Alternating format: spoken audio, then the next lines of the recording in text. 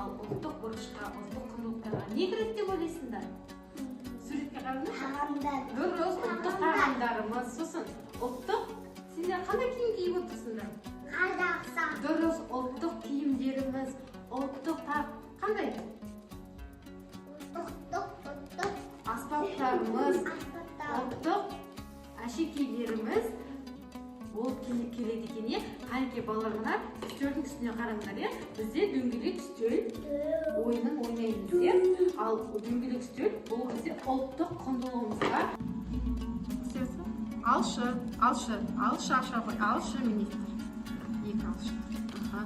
Сенде қазақ ұлттық ер адамның киімі. Ал енді қойып қоя ғой. Айландыру арқылы растаймыз.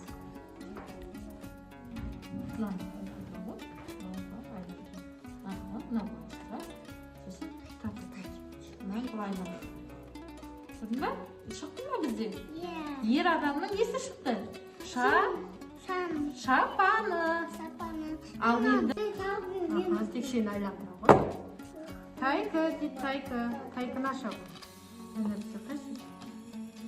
Ұлттық аспаптар. Ұлттық аспаптарды істейміз. Бұл бізде не?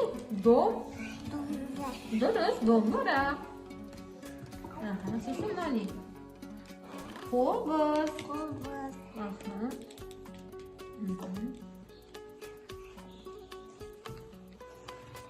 Мына не? Сыр. Сенде 10 қыз шықты, мынаны аша ғой. Аша ғой. Иә, шықты, аша ғой. Не шықты? Ұлттық тағамдарымызды, ұлттық тағамдарымызды қазы, дұрыс, ұлттық тағамдарымызды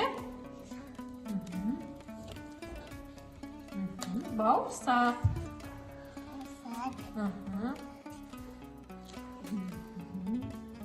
Шоғыда бізде не?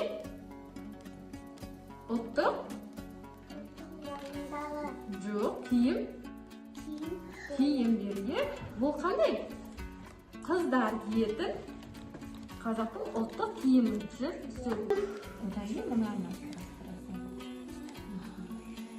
қазақша көйлек сұрастырылды ма? Ал енді оның сәукелесін қыздар не киеді?